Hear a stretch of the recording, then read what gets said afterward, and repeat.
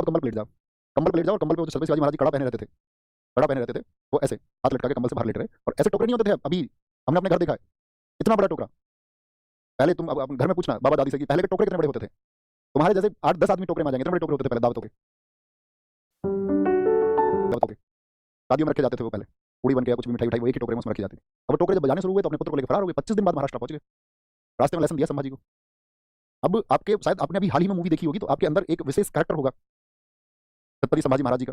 लेकिन इसके दूसरे पहलू पे हम बात करें, आप एक बार रिसर्च करना कि छत्रपति संभाजी महाराज और शिवाजी महाराज जी के रिश्ते कैसे थे।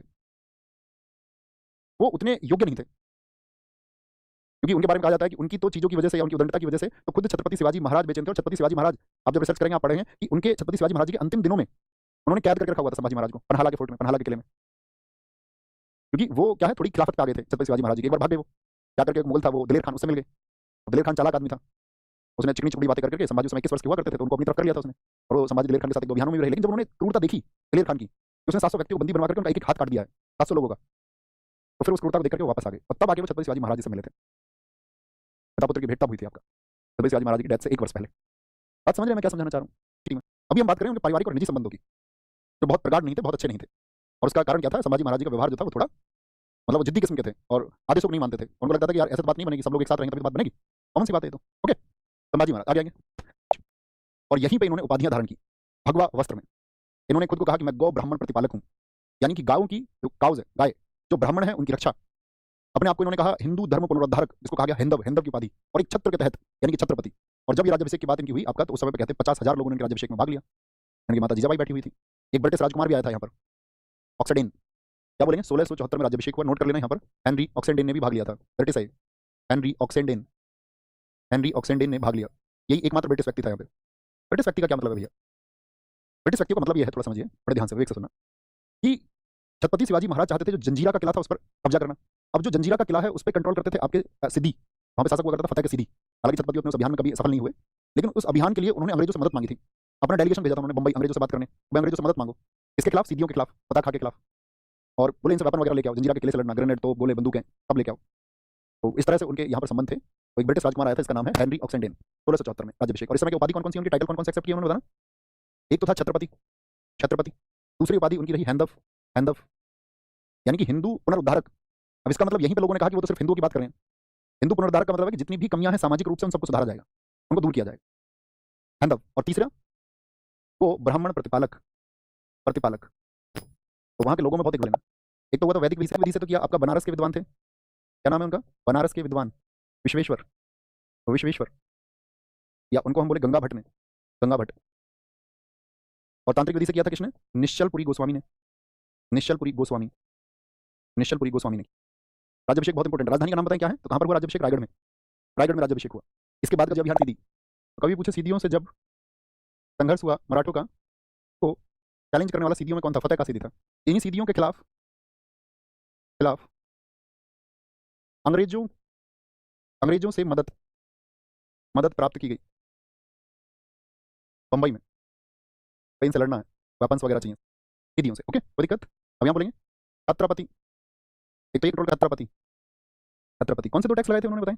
एक टैक्स तो था कि भाई क्षेत्र में जो इनकम होती है, वार्षिक आय होती है, जो वार्षिक आय होती है वो आपका एक तो चौथ, भाई तो हम मराठाओं की रक्षा कर रहे हैं।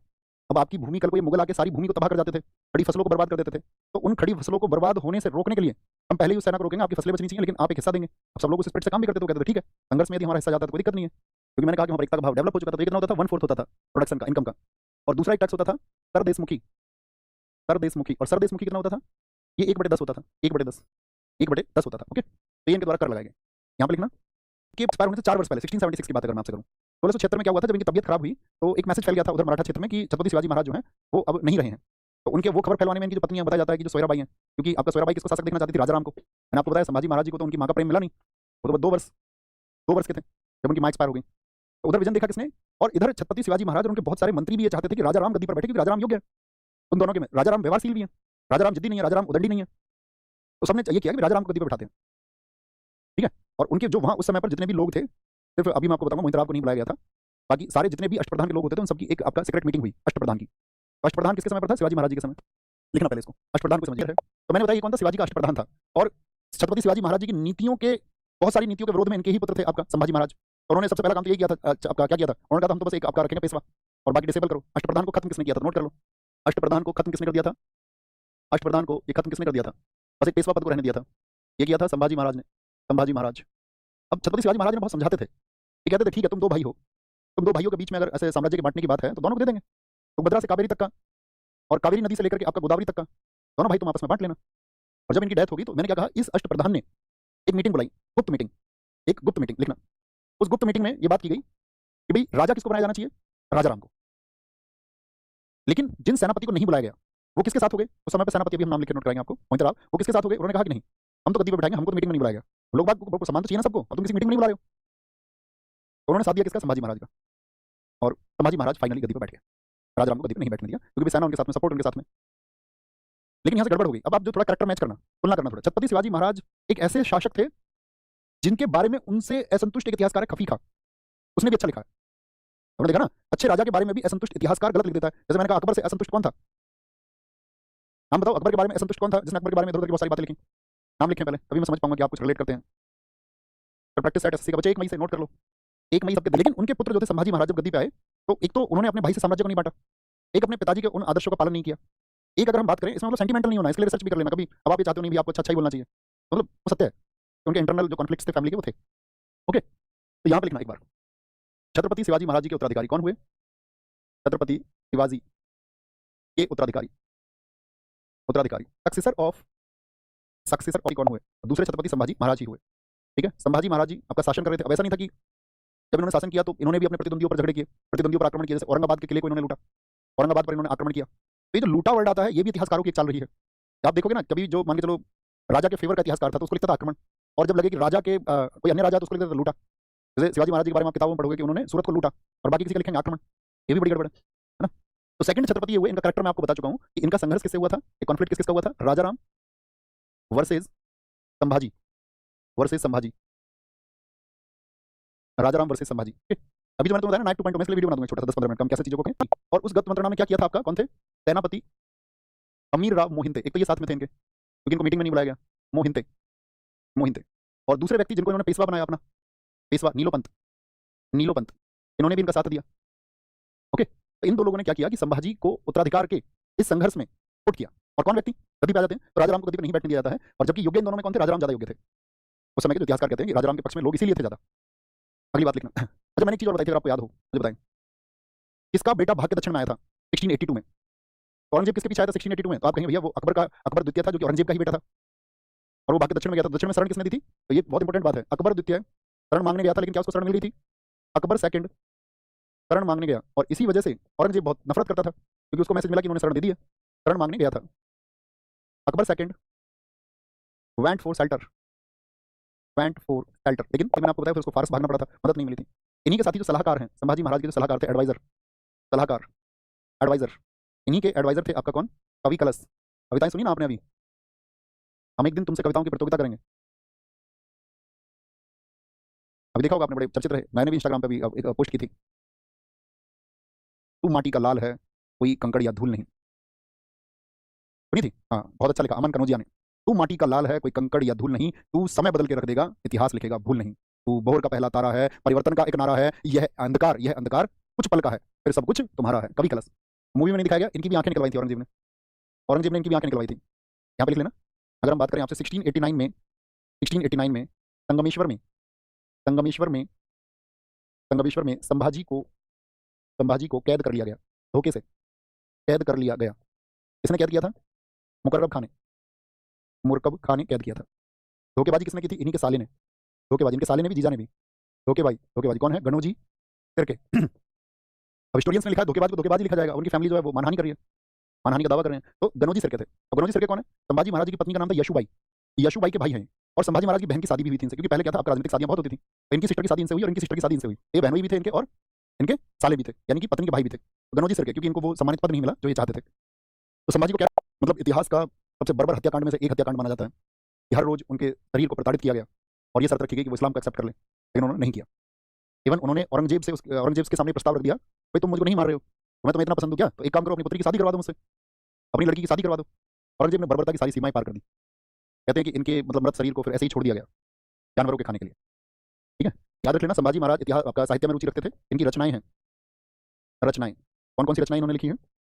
रचनाएं इन्होंने रचनाएं लिखी हैं आपका, एक तो बुद्ध भूषण और एक नखशिख। बुद्ध भूषण और नखशिख, नखशिख, बुद्ध भूषण और नखशिख रचनाएं इन्होंने लिखी हैं। ओके, 1689 में इनको कैद कर लिया गया और याद रख लेना 1689 में ही क्या हो गई, इनकी डेथ हो गई। और इनकी डेथ के बाद में क्या होगा, फिर राजा राम गद्दी पर बैठे और राजा राम तीसरे छत्रपति होंगे, जिसको हम कल से पढ़ेंगे। ठीक है, समझ में आया? सारा कॉन्सेप्ट समझ में आया? कैरेक्टर समझ में आए? सिसोदिया वंश कैसे इनके वंशज थे, वो जब आपका संभालते हैं शासन को तो कैसे उन्होंने कुछ किलों को जीता, कैसे मुगलों के लिए वो एक प्रॉब्लम बने, मुगलों ने उनके लिए क्या प्रयास किए, कैसे एक पुरंदर की संधि हुई, बहुत महत्वपूर्ण क्वेश्चन बनते हैं। पुरंदर की संधि के बाद में आपका फिर वापस में वो जब कैद किया गया उनको आगरा में, वहां से आकर के वापस उन्होंने अपना राज्याभिषेक कराया और सबको एक छत्र के नीचे लाने का प्रयास किया सीधियों पे। इसमें याद रखना जल सेना बनाई, इसमें क्या सफल हुए थे? असफल मैंने बताया था, ये कहता है इसमें असफल रहे थे, यानी सीधियों पर कंट्रोल नहीं कर पाए थे वो। ठीक है, और इनके द्वारा टैक्स लिए जाते थे। अभी मराठा प्रशासन की और अन्य बातें भी होंगी जो हम कल करेंगे कि उनकी सेना में किस पद को क्या कहा जाता था। अष्टप्रधान के बारे में पढ़ा, छत्रपति शिवाजी के उत्तराधिकारी हमने पढ़ा संभाजी महाराज के बारे में। अब आप मुझे आंसर एलिमिनेट भी किया करो, एलिमिनेट इसी को बोलते हैं जब आप सारी चीजें ना जानते हो। छत्रपति शिवाजी का जन्म किस किले में हुआ था? शिवनारी के फोर्ट में। पन्हाला के किले में संभाजी महाराज को कैद करके रखा था। प्रतापगढ़ किले की जीत के बाद में अफजल खान को भेजना पड़ गया था। रायगढ़ उनकी राजधानी है, कैपिटल है। किस मराठा से? यूपीएसआई में पूछा गया लास्ट मतलब 2021 मराठा शासक छत्रपति शिवाजी महाराज की राजधानी का क्या नाम था? रायगढ़।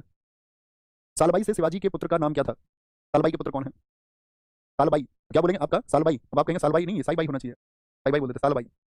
सालबाई किनारे पे लिख लो, सालबाई और साईबाई दोनों एक ही नाम है, अलग अलग नाम नहीं है, क्योंकि बाकी तो सोयराबाई है वो, है ना? एक ही नाम है दोस्त, एक ही नाम है। तो कहीं आपको सालबाई भी मिल सकता है, साईबाई भी मिल सकता है। संभाजी महाराज प्रसिद्ध मराठा योद्धा शिवाजी ने निम्नलिखित में किस मुगल सम्राट के खिलाफ लड़ाई लड़ी थी? हुमायूं के नहीं, शाहजहां के नहीं, शाहजहां तो जब वो आए अपने उत्कर्ष की तरफ तो शाहजहां तो एक्सपायर हो गया। क्या बोलेंगे? औरंगजेब। शिवाजी महाराज ने सबसे पहले किस किले को जीता था? तो सबसे पहले किसको जीता? तोरण को जीता, तोरण को। छत्रपति शिवाजी कैबिनेट के अष्टप्रधानों में वित्त मंत्री को क्या कहते थे? बहुत इंपॉर्टेंट क्वेश्चन बनेगा। और वित्त का मतलब क्या होता है? थोड़ा लॉजिक लगाना। और वित्त मंत्री, तो वित्त का मतलब क्या होता है? पैसा, धन, और धन का मतलब आय और व्यय। आय और व्यय इतनी समझ होनी ही चाहिए। आय व्यय कौन देखता था? सी सुमंत। सुमंत तो विदेश मंत्री है, सुमंत तो साथी विदेश मंत्री है। डी वाले सारे सही हैं। सुमंत तो दबीर बताया मैंने, विदेश मंत्री, वित्त मंत्री पूछ रहा है वो। तो इनकम और एक्सपेंडिचर अमात्य। छत्रपति शिवाजी और सोयराबाई ने अपने पुत्र का नाम क्या रखा? इनके पुत्र का नाम क्या है? राजा राम। निम्नलिखित में से कौन शिवाजी के राज्यारोहण यानी राज्याभिषेक के समय उपस्थित नहीं थे? सॉरी, शब्द गलत लिख दिया। गंगा भट्ट होंगे, गंगा भट्ट थे। जीजाबाई थी। प्रताप राव गुर्जर इनकी सेना में थे, छत्रपति शिवाजी महाराज की सेना में थे। हेनरी ऑक्सफोर्ड था, ऑप्शन डी हो जाएगा। निम्नलिखित में से कौन सा कथन सही है? पढ़े अभी सीडीएस में पूछा गया। शिवाजी ने अंग्रेजों के साथ समझौता वार्ता करने के लिए राजदूत को मुंबई भेजा था। आप कहेंगे हाँ जी।